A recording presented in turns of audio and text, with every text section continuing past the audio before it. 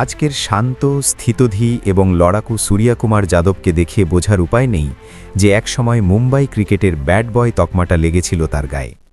২২ গজে বোলারদের শাসন করার আগে তাকে লড়তে হয়েছে নিজের ভেতরের অস্থিরতার সাথে।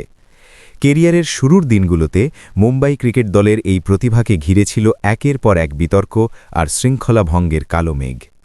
২০১৪-১৫ মৌসুমের কথা। সূর্যকুমার তখন রঞ্জি ট্রফিতে মুম্বাই দলের কাণ্ডারি, কিন্তু মাঘের ফর্ম আর ড্রেসিং রুমের পরিবেশ কোনোটাই যেন ছিল না তার পক্ষে। সহতীর্থদের সাথে দুর্ব্যবহার এবং আপত্তিকর বাক্য বিনিময়ের অভিযোগ ওঠে তার বিরুদ্ধে। পরিস্থিতি এতটাই ঘোলাটে হয় যে মৌসুমের মাঝপথেই অধিনায়কত্ব থেকে ইস্তফা দিতে বাধ্য হন তিনি।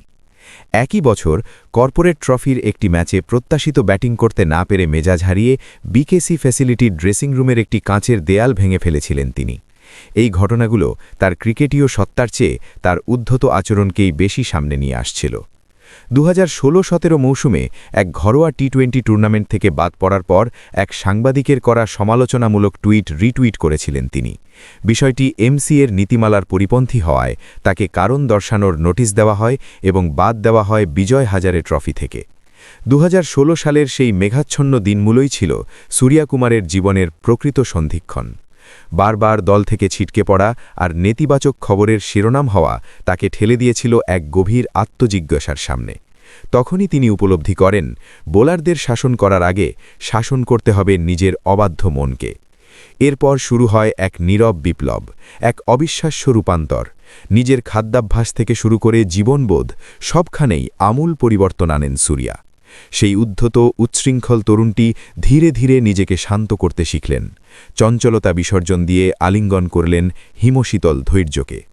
মুম্বাই ক্রিকেটের সেই কণ্টকাকীর্ণ অধ্যায় পেছনে ফেলে তিনি ডানা মেললেন আইপিএল আর ভারতের নীল জার্সি রাঙিনায়। টি-20তে ভাঙলেন একের পর এক রেকর্ড। এই ফরম্যাটটায় নিজেকে নিয়ে গেছেন বিশ্বসেরা ব্যাটারের উচ্চতায়। অধিনায়কত্ব গ্রহণ করে পুরো সময়টা জুড়েই ভারতকেও ধরে রেখেছেন র্যাঙ্কিংয়ের সবার উপরে। আজ তিনি যখন ২২ গজে দাঁড়ান, তখন ড্রেসিং রুমের সেই কাঁচ ভাঙার শব্দ শোনা যায় না, বরং শোনা যায় বোলারদের দম্ভ চূর্ণ হওয়ার আওয়াজ।